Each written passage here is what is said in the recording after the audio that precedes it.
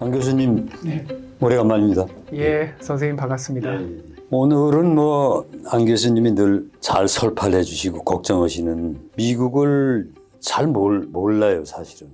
우리로서 미국이 상당히 중요한 나라인데, 그래서 오늘은 이제 이렇게 잘 모르는 제가 안 교수님 모시고 이제 미국 얘기를 좀 묻고 이 얘기를 듣고, 제일 먼저 이제 가장 어려운 말씀은 미국이 도대체 어떤 나라입니까? 제일 어려운 질문이신데요. 네. 미국을 설명하는 여러 가지 방식이 있을 수 있는데요. 제가 이해하는 방식은요. 미국은 하나의 국가가 아닌 것 같습니다. 동부만 하더라도 하나의 국가라고 보기에는 사람들의 가치, 이념 이런 게 너무 달라서요. 너무나도 다양한 문화가 합쳐진 공존하는 하나의 세계다. 그래서 심지어는 어떤 분은 비유를 미국은 사우디 같은 가치와 스타일을 가진 주와 북부 유럽의 덴마크 같은 스타일을 가진 국가가 한 나라 안에 다 존재한다. 그러니까 선생님 생각해 보시면 사우디와 덴마크. 그러면은 그 주민들은 굉장히 서로 가치가 다르지 않겠어요? 특히 여성에 대한 인권에 대해서 상당히 봉건적인 사우디와 전 세계에서 가장 생태주의적인 덴마크. 그러니까 그 사우디와 덴마크가 같이 살고 있다. 그러면서 끊임없이 갈등하는 나라다라는 느낌을 가져야 이제 미국이라는 나라의 좀 전체상을 좀 이해할 수 있지 않을까. 저는 그래서 미국을 바라볼 때는 좀 그런 측면에서 봅니다. 그 야구도 그래서 월드 시리즈라고 그러고 자기네가 그냥 예. 미국에서 1등 뽑는 건데. 예를 들어서 이런 겁니다. 유엔에 대해서 사람들이 저희는 호감을 갖고 있잖아요. 호감을 가지고 있지. 예. 근데 이제 미국에서 유엔이라고 하면 유엔에서 활동을 했다. 아니면 유엔의 활동을 지지한다.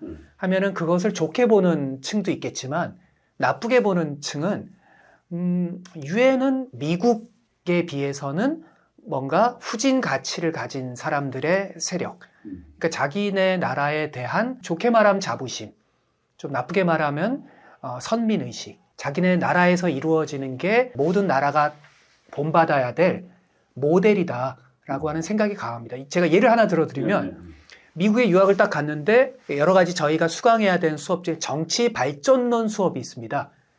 정치 발전론은 어떻게 국가가 저개발해서 발전해 나가는지에 대한 수업인데 한 선배가 그런 얘기를 하더라고요. 아니 정치 발전론에 왜 미국은 포함이 안 되냐. 그 나라도 노예제나 이런 것 속에서 발전해 왔고 지금도 여전히 많은 문제를 안고 있는 나라인데 왜 유독 정치 발전론 하면은 다루는 사례가 대한민국, 칠레, 뭐 멕시코, 아프리카 이런 나라들만 다루냐. 저는 그게 되게 인상적이었습니다. 그래서 이 나라는 자기네 나라를 이미 발전된 어떤 이상, 모델 이렇게 생각하는구나.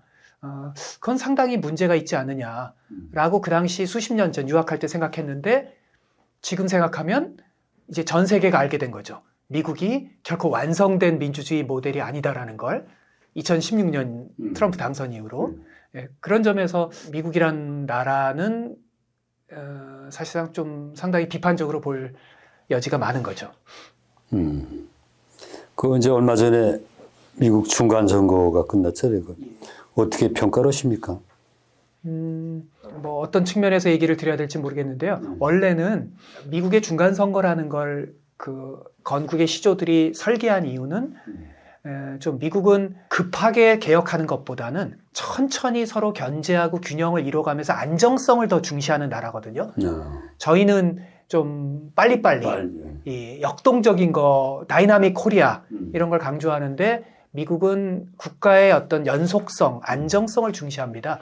그래서 중간 선거에서 좀 집권당이 못하면은 좀 브레이크도 걸고 하는 곳인데 놀랍게도 지금 40년 만에 최고의 인플레에다가 기름값 오르고 먹고 살기 팍팍한 조건인데도 민주당이 대패하지 않았고 결국은 저는 조금 긍정적으로 보는 게 미국에서 그리고 한국에서 벌어지고 있는 그리고 전 세계에서 벌어지고 있는 극단주의 그러니까 트럼피즘으로 대비되는 선거를 부정하고 가짜 뉴스가 횡행하는 이런 것에 대한 미국의 유권자들의 염증이 집권당에 좀 더 힘을 몰아준 게 아닌가. 그런 점에서 저는 전 세계 민주주의의 발전을 위해서 바람직한 측면이 있다고 생각을 합니다. 그 어젠가 그젠가 그 트럼프가 뭐 다음 선거에 나오겠다고. 그렇습니다. 그 사람이 나하고 동갑이거든요. 근데 저 동갑으로 내가 좀 창피해 사실은. 야, 근데 그 사람이 어떻게 그 나와서 당선이 됐으며 지금도 그 트럼프를 지지하는 세력이 그렇게 완강한지 나 그게 뭐 들리는 얘기로는 또는 뭐 신문 이런 게 보면 이해가는 측면이 있지만 마음으로는 이해가 안 가요. 그게 미국이 병이 많이 들었구나 그 생각이 드는데. 그렇습니다. 저는 뭐 선생님과 동갑인데 네. 좀 대통령이라는 건 지혜로운 자, 현자일 필요가 있으니까 저는 뭐 충분한 나이라고 생각합니다. 나이로는. 그래서 뭐 선생님이 다음번 대통령 선거에 나오셔도 하나도 이상할 게 저는 없다고 생각을 하는데 나이의 문제보다 네. 저도 위험하게 보는 건 이분은 병적인 정도의 자기 애와 자신은 어떤 경우에도 규칙을 지키지 않을 유일한 예외이다라고 하는 그런 정서와 성격을 갖고 있습니다.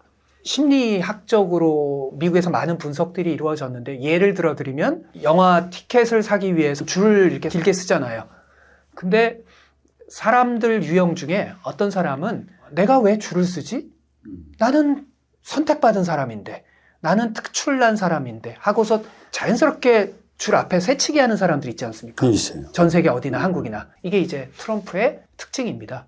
그리고 기존의 기득권. 미국에선 그것을 딥스테이트라고 합니다. 아주 깊은 속에 있는 국가 속의 국가. 딥스테이트. 예, 세상을 조종하는 숨겨진 지배계급. 그러니까 말하자면 뭐 UN 사무총장 그리고 미국 내의 국방부나 이런 데에서 선출되지 않는 어떤 엘리트들 그리고 월가에 선출되지 않는 엘리트들 그리고 그를 대변하는 힐러리 여사 같은 민주당 이들을 상대로 반란군의 대장이 되겠다 라는 게 대히트를 칩니다. 이 세상에 대해서 분노를 가지신 분들 뭔가 시스템을 바꾸고 싶은 분들 그 사람들에게 트럼프는 영웅이 되면서 2016년 승리한 거죠. 그러니까 그런 세력이 만만치 않게 많다는 얘기인데. 그 미국 민주당의 가장 큰 패착은요. 사실 그 얘기하자면 좀 길긴 한데 짧게 말씀드리면 80년대서부터 미국 민주당은 상당한 변화를 거칩니다. 84년 패배하고 또 88년 패배하고 하면서 연속 대선에서 패배하면서 불임 정당이 됩니다. 그럼 도대체 어떻게 변신을 해야 될까? 도대체 유권자들이 우리를 왜 이렇게 싫어할까? 하는 속에서 결론에 도달한 게 우리가 좀 더 친기업적인 규제를 완화하고 경제 성장을 추구하고 기업들에게 우호적인 민주당으로 바뀐다면 우리가 좀 더 중도적인 유권자들의 지지를 받을 수 있겠다. 라고 하면서 등장한 세력이 요즘 용어로 얘기하면 신자유주의 세력. 그 신자유주의 세력을 대변하는 젊은 스타가 빌 클린턴, 엘 고어. 이 빌 클린턴, 엘 고어 같은 젊은 민주당이 그러한 친기업 민주당으로의 대변신을 주도합니다.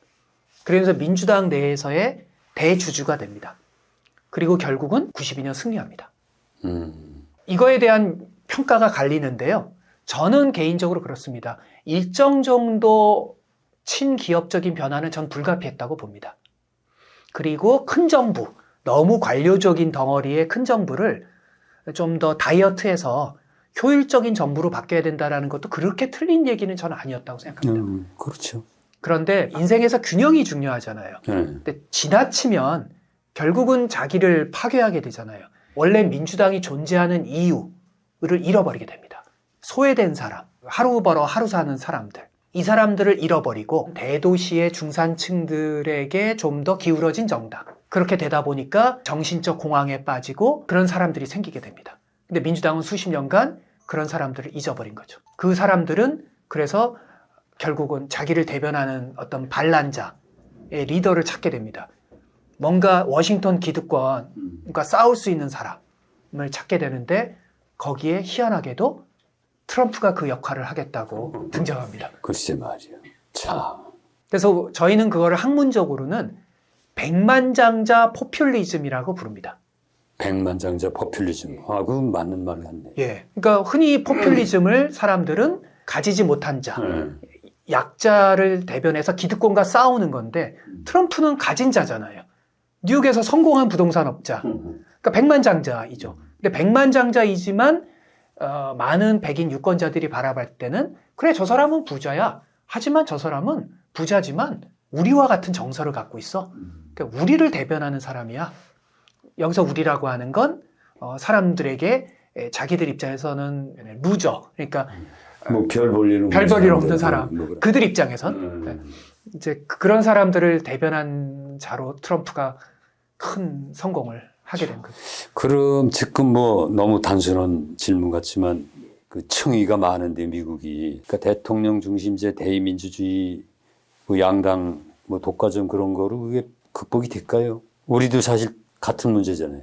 예, 대단히 어렵습니다. 그거 어떻게 어떤 노력이 있나요 미국에서? 그런 거 극복하기 위한 좋은 사람들이 있을 텐데. 지금까지 미국에서 이 양당제를 깨트리려고 수많은 사람들이 도전을 했거든요. 버니 샌더스 같이 좀 진보적인 측면에서 양당을 넘어서려는 운동도 있었고요. 심지어 그 트럼프도 처음에는 공화당이 아니라 개혁당이라고 하는 당을 통해서 넘어서려고 했고요. 하지만 미국은 이 양당제의 이 자장이 너무 강해서 결국은 버니 샌더스조차 제3당의 힘보다는 민주당에 들어가서 민주당을 개혁하는 결국 버니의 실험은 지금까지도 진행형입니다. 그러나 양당을 깨트리진 못했습니다. 이제 미국이라는 나라가 심각한 정도의 위기가 오면 이 양당이 무너질 수도 있을 텐데 현 시점에서 양당이 무너지기는 사실은 쉽지 않습니다. 다만 현재로 봐서는 공화당이 어떻게 분화하는가에 따라서는 양당의 일부 무너질 가능성은 있습니다. 이제 버니 같은 분이 민주당의 진보화에 여전히 기대를 하는 한 민주당의 분화 가능성은 현재로서는 적죠. 이후에 버니 샌더스와 민주당 내 보수파 혹은 중도파가 화해할래야 화해할 수 없는 정도의 이념의 차이가 분명해진다면 민주당도 분화될 수 있습니다. 하지만 현재는 공화당과 싸워야 되기 때문에 현재로선 분화 가능성이 적고요. 그러나 공화당은 트럼프라는 변수가 있습니다. 트럼프는 공화당의 승리보다는 자신의 승리나 자신이 돈을 버는 거에 더 절대적 가치를 두는 사람이기 때문에 여기에 공화당의 고민이 있는 겁니다. 공화당의 지도부는 대선에서 이겨야 되는데 트럼프가 있는 한 대선에서 중도층을 끌어오기가 어렵고요.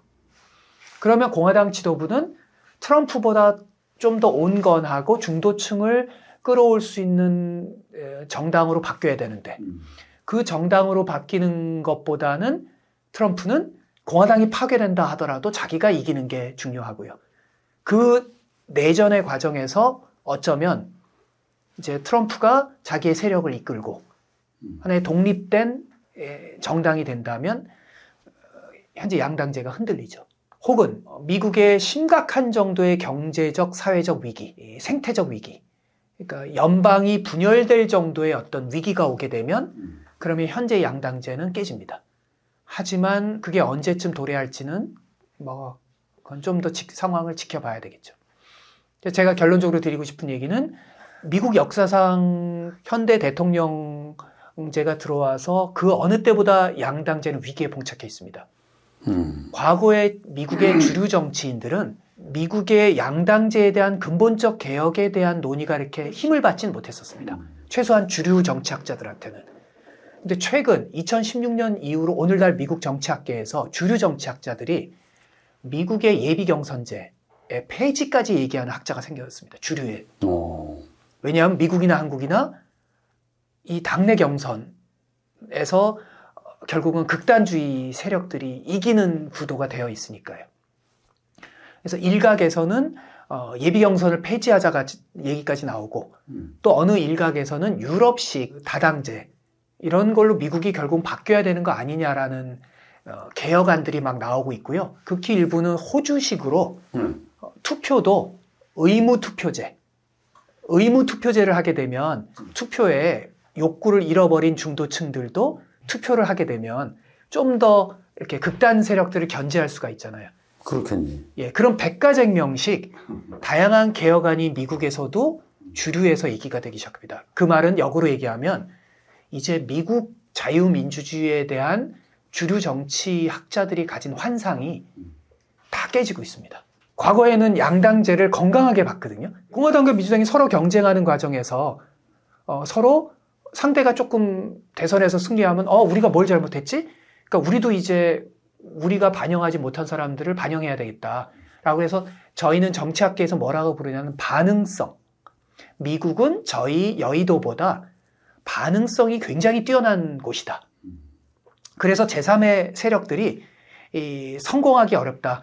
저희는 뭘 비유하냐면은 벌이 쏘고 나서 죽지 않습니까? 그러니까 제3의 세력들이 기존 정당이 대변하지 못하는 아젠다를 가지고 나오면 힘을 받습니다, 대선에. 그런데 양당이 얼른 그거를 수용합니다. 그러고 나면 제3당은 쏘고 나서 죽는 벌처럼 또 죽습니다. 그래서 양당제가 생명을 유지해 왔습니다. 대표적인 게 92년도에 로스페로라고 하는 IT 기업가, 미국판 안철수가 대선에서 엄청난 위력을 발휘합니다. 기억이 나네. 예, 심지어 양당이 무너진다라고 성급하게 예상했던 평론가조차도 있었습니다. 근데 지금 아무도 로스페로를 기억하지 않습니다. 미국에서 주류 정치인들의 환상, 주류 정치학자들의 환상, 미국의 양당제는 건강하다. 깨졌습니다. 그리고 양당제를 어떻게든 극복해야 된다라는 생각들이 힘을 받고 있습니다. 그건 바람직합니다. 근데 이게 깨지기에는 미국은 유권자들이 강력한 이 운동이 돼야 되는데 정치 양극화가 되다 보니까 미국은 아직까지 그 운동이 일어나지는 않습니다. 그 며칠 전인가 왜 바이든하고 시진핑이 뭐 한 3시간 넘게 뭐 회의를 하고 그랬던데 기후위기 그런 거는 뭐 기후변화 이런 건 좀 뭐 협조하자고 에너지 문제 뭐 물론 그 협조가 잘 되기를 바라지만 속으로는 뭐 그것과도 협조가 잘 안 될 거다 그런 이제 판단이 있는데 그래도 하여튼 상대적으로 바이든 같은 사람이 힘을 받은 거는 바람직한 것 같고 상대적인 거죠. 예. 그런데 앞으로 미중과의 그 패권 경쟁이라 그럴까 그건 좀 더 그건 뭐 당에 관계없이 누가 집권하건 상당히 심하게 될 거고 그거는 우리한테 이제 상당한 어려운 이제 과제를 주는데 거기에 대해서 좀 대체적인 얘기를 좀. 예. 원래 바이든이 들었을 때 백악관이 구상했던 거는 이런 겁니다. 중국과 이제 경쟁이 격화될 것 같다. 그래서 전략적으로 중국과 치열하게 경쟁하자. 하지만 기후라든지 이런 건 전 세계의 존립이 걸린 문제니까 그거는 중국과 얼마든지 공존해 나가면서 협력하자. 이게 바이든과 바이든 주변 핵심 참모들의 세계를 관리해 나가는 구상이었습니다. 근데 그 구상에는 결정적 결함이 있었습니다. 그걸 이제서야 조금씩 깨닫기 시작했습니다. 백악관은. 논리적으로는 그럴듯해 보이는 구상입니다.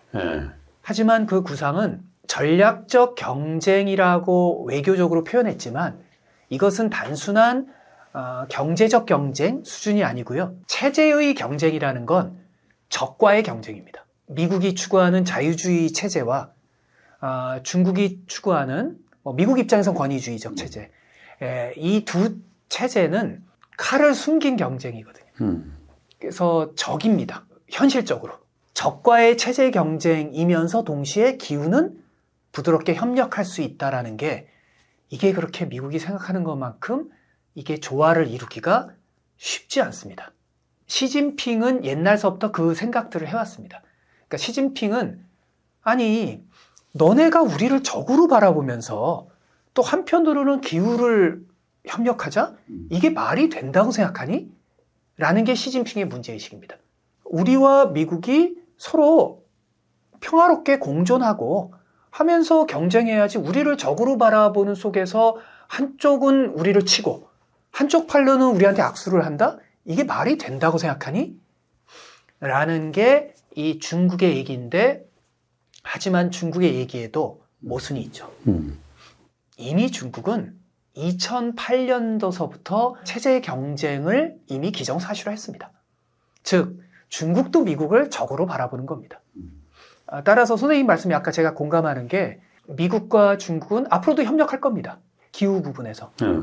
하지만 기후 이슈조차도 완전한 협력의 이슈가 아닙니다. 기후 이슈조차도 상대의 패권을 억누르기 위한 수단의 성격이 함께 공존합니다. 태양광 에너지라든지 이런 부분에서 중국이 약진하고 있는 걸 통해서 전 세계 달러 패권을 찍어 누르기 위한 방편의 하나로서 기후위기에 대한 대응, 이런 측면이 강하고요. 뭐 미국도 마찬가지죠. 사실은 학문적으로는 논란의 소지가 많은 개념인데요. 저는 지금 현재 미국과 중국의 이 대결의 국면을 냉전이 부활했다 라고 저는 봅니다. 다만 과거 냉전과 지금의 신냉전은 큰 차이가 있는 건 사실입니다. 두 가지 차이가 있습니다. 하나는 과거 소비에트와 지금 중국은 비교할 수 없을 정도의 미국으로서는 감당하기 어려운 적이라는 것.